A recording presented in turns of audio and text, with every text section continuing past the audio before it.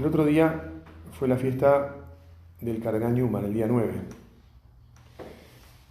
El capellán de mi colegio, cuando era chico, se convirtió en el conocedor más profundo del pensamiento de Newman en Argentina y uno de los más, que hoy en día, ¿no? Y uno de los que más conoce a Newman y más ha estudiado a Newman en el mundo, pienso yo, porque no es que haya millones de personas que estudian a Newman, hay muchos, pero...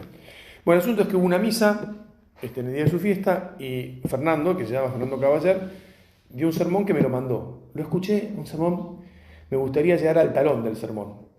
Y por supuesto me gustaría llegarle al talón del pensamiento de Newman, ¿no? O sea, de conocer un poco y pensar un poco como Newman realmente tiene una profundidad, un estudio de los padres de la Iglesia, una mente brillante. Bien, en fin. Todo esto te lo digo ¿para qué? Para decirte que en ese sermón Fernando resaltaba una cosa que resaltaba Newman, que es que la Iglesia, a lo largo de sus muchos siglos, siempre ha estado al borde del knockout. Te dejo este silencio un poquito a propósito para que permeen estas palabras. Señor, vivimos en una barca que habitualmente transita por mares borrascosos, que el agua le entra por todos lados, que no solo le entra por arriba, sino que tiene agujeros, y que si uno mira de verdad bien, dice, bueno, no parece que fuéramos en un transatlántico espectacular, con motor fuera de borda y que avanza cruzando el océano desde, no sé, desde un puerto europeo a Nueva York, ¿no? Como si tal cosa, como si nada. Es que la Iglesia no es en general así, porque la Iglesia somos nosotros, guiados por nuestro Señor. ¿Por qué es que la Iglesia no se va a hundir? Porque el Señor está con nosotros. ¿Por qué es que la Iglesia tiene agujeros por todas partes? Porque nosotros somos parte de la Iglesia y los agujeros son nuestros. Y por tanto de la Iglesia, porque somos Iglesia. ¿Por qué es que entra agua y las olas revientan contra nosotros y meten agua en el casco y por todos lados? Porque como la Iglesia es de Dios, el enemigo de Dios se encabrita en contra de la Iglesia. Ya ves que no es todo exactamente lo mismo, pero hay una claridad muy grande sobre la idea de que la Iglesia es vulnerable. Y si la obra es parte de la Iglesia, la obra también es vulnerable. Y si la Iglesia debe sentirse vulnerable para poder seguir sirviendo a Dios, la obra también. Con esto yo no quiero decir que nos hayamos sentido invulnerables, pero sí está claro que los jóvenes que nos vamos a sentir invulnerables, que nos hayamos sentido invulnerables en la obra, porque no soy quien para decir eso. Pero sí está claro que los jóvenes se sienten invulnerables. Vuelvo a recordarte aquello de que yo trabajo en los cuidados paliativos y que estoy todo el tiempo con los más vulnerables de los vulnerables, que son los que están por partir de este mundo. Y en general lo más difícil es cuando hay un pariente o alguien joven que está en situación de enfermedad terminal, porque a todo el mundo se le estalla la cabeza, no lo puede aceptar. Y porque efectivamente los jóvenes sienten que no les va a pasar nunca nada y que no se van a morir. Y nosotros, yo ya estoy más viejito, que hay algunos jóvenes también, pero nosotros cuando uno es joven no se siente que le va a pasar nada, ¿verdad? Bueno, tal vez, insisto, yo no soy quien para jugar, pero tal vez durante algún tiempo en nuestra familia tuvimos, no sé si decirte la sensación o la juventud de no pensar demasiado que somos vulnerables. Y tal vez nos olvidamos aquello que nos enseñó San José María, que es la humildad. ¿Te acordás que él hablaba de la humildad personal y colectiva? Tal vez pusimos más los ojos en la humildad personal, porque nosotros sí tocamos nuestras miserias todos los días, y no sé, puede ser que nos hayamos distraído un poco de que tal vez como familia, como institución, o que algunas personas de la familia, que al final son personas de la institución, o sea, funcionan y los demás desde afuera los ven como institución, pueden hacer cosas que no están del todo bien. O incluso obrando en nombre de la institución. No es que nadie tenga el derecho a obrar en nombre de la obra, ¿no? Pero bueno, si yo soy cura del Opus Dei y me mando una macana, lo que va a ver Perico de los Palotes de afuera es el cura ese del Opus Dei, no va a decir Edi Caru, va a decir ese cura del Opus Dei hizo tal y tal cosa. Y entonces yo tengo que ser consciente que en mi accionar también mancho. Y ustedes también, porque ustedes también son del Opus Dei o son amigos del Opus Dei y los de afuera no distinguen. Y entonces, al final, la familia es vulnerable. Y conforme más pasa el tiempo y hay más gente, más vulnerable es, porque cuando eran 10 o 12 y eran todos jóvenes, era muy fácil, mucho más fácil de acotar el daño si había.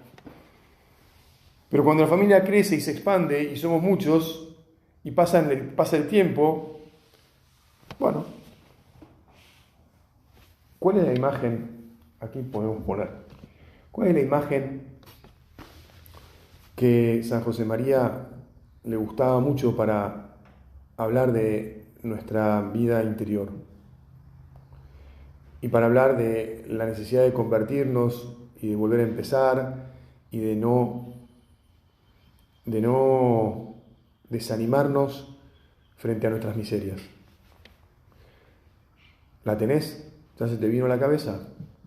¿Te acordás de la vasija que se ha caído al suelo y se ha roto en muchos pedazos?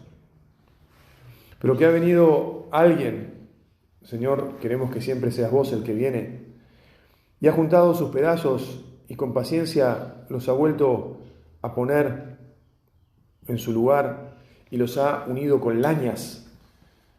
Las lañas son, una vasija de barro, se ve que para arreglarla se usan unos como fierritos o ganchos, pienso que metálicos, ¿no?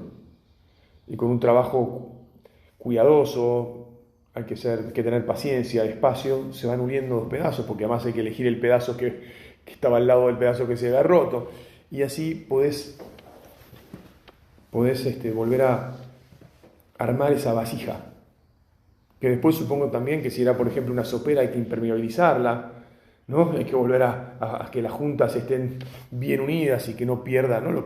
la sopa que pongas ahí. Porque no tiene que ser simplemente una vasija de adorno, aunque también uno podría usarla como adorno, sino una vasija que vuelva a servir.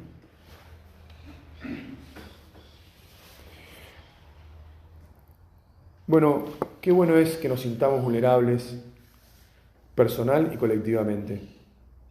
Y qué bueno es que el saber que no somos perfectos no nos produzca ni rechazo ni bronca cuando otros señalan nuestros defectos. Porque viste que a veces yo puedo decir de mí mismo que soy impaciente, por ejemplo, que es uno de mis defectos. Pero si viene alguno de ustedes y me dice, pero vos sos un impaciente bárbaro, no me va a gustar demasiado. Bueno, no me gusta. Y creo que a otro tanto les pasa a todos ustedes, ¿no? Entonces, cuando en la obra escuchamos que alguien que no sea de nuestra familia dice, no, porque ustedes, los del Opus, perdón que lo diga así, pero es como uno lo escucha. O ahora el Papa está haciendo que ustedes se fijen, es verdad, lo está haciendo, nos está ayudando. El Padre lo comprendió y un tiempo antes, en realidad San José María lo había dejado claro. Lo que pasa es que nosotros nos podemos olvidar, y de hecho aparentemente un poco nos olvidamos de tener un cuidado atento, ¿no?, a la permanente conversión, a la permanente conexión con la vulnerabilidad y con la necesidad de convertirnos. Y estar muy atentos. A la vez que no se trata de estar ni flagelándose, ni se trata de estar, digamos así, cargando las tintas. Y por lo tanto, poniendo tanto los ojos en los cuidados que hay que tener para no hacer nada mal, que al final uno no hace nada. Eso también sería muy torpe, ¿verdad? San José María fue un hombre que se lanzó impulsado por Dios y confiando en Dios. Nosotros también tenemos que seguir lanzados y confiando en Dios, porque si uno le tiene tanto miedo a hacer algo que pueda estar mal, que no hace nada, al final no hace nada. La fe cristiana es la fe de quien escucha a Dios y confiando en Él va para adelante. Y cuando por debilidad propia, no por debilidad divina, cuando por debilidad propia equivoca el camino, o va demasiado rápido y en la curva se pasa un poco, no sé, pisa un charco y salpica y ensucia a los que están en la calle, en la vereda, o hace cosas que no eran las que debería ser, pues nada, aprende, reconoce y por lo tanto aprende, pide perdón y modifica la conducta en adelante.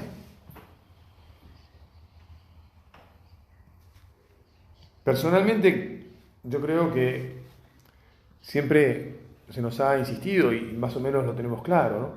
Cor tritum et humiliatum Deus non despicias, ¿no? El Señor no desprecia un corazón contrito y humillado. Es algo que sabemos perfectamente y creo yo que lo tenemos todos muy, por lo menos en la memoria. Después es que hay que hacerlo vida, ¿no? Y como familia sobrenatural también te pedimos, Señor, que tengamos también un corazón listo a reconocer. Un corazón que diga, mira, no tenemos por qué ser perfectos porque el único perfecto es Dios. Si hay algo bueno en la obra es porque Dios está aquí y nos acompaña y nos guía y nos fortalece. Y cuando nosotros empezamos a actuar y a obrar, pues muchas veces, gracias Señor, permitís que las cosas salgan de acuerdo con lo que vos previste y bien. Gracias Señor, y estamos felices y contentos. Y alguna vez, hay que ver cuántas y hay que estar atentos, alguna vez no hacemos del todo bien y entonces, bueno, fantástico, soy vulnerable, pido perdón, aprendo, vuelvo a confiar en vos, Señor nuestro. Vale mucho más la convicción de que no podemos ser perfectos y la consecuente actitud para recibir la gracia divina y mejorar, que la pretensión de que todo me va a salir muy bien. Porque ya les digo, perdonen que repite, porque esa pretensión o me paraliza o me hace un soberbio irreal, me saca de la realidad.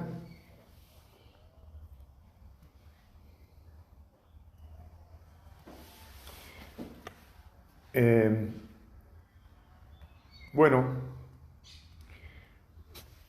tengo acá delante de mis ojos tanto material como para darles otra meditación de media hora, pero ya se acabó el tiempo. Así que vamos a pedirle a la Virgen que, a pesar de que no tuvo mancha alguna, porque ella fue preservada del pecado original,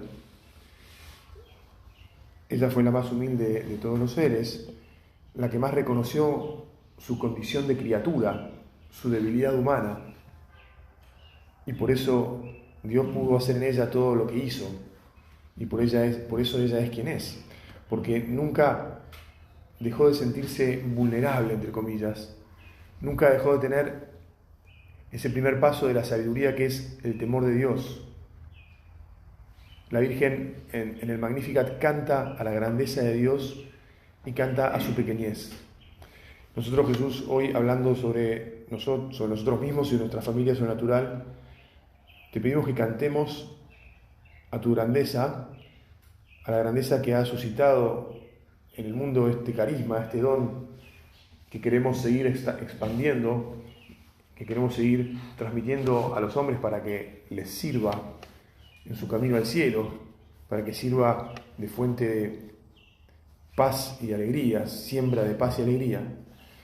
Y también te pedimos que, con Madre Santa, que nos ayudes a ser conscientes de nuestra debilidad, de nuestra vulnerabilidad, que nunca queramos ser impecables, porque no lo vamos a hacer, sino que reconozcamos que nos podemos equivocar y que simplemente lo que tenemos que tener es un corazón contrito, un corazón humilde, que nos lleve de vuelta siempre a vos, a reconocer lo que estuvo mal, a entenderlo, elaborarlo, para tratar con tu gracia también de resolverlo. Madre, nos ponemos en tus manos y confiamos en vos. Te doy gracias, Dios mío, por los buenos propósitos, afectos e inspiraciones que me has comunicado en esta meditación. Te pido ayuda para ponerlos por obra. Madre mía, Inmaculada, San José mi Padre y Señor, Ángel de mi guarda, intercedan por mí.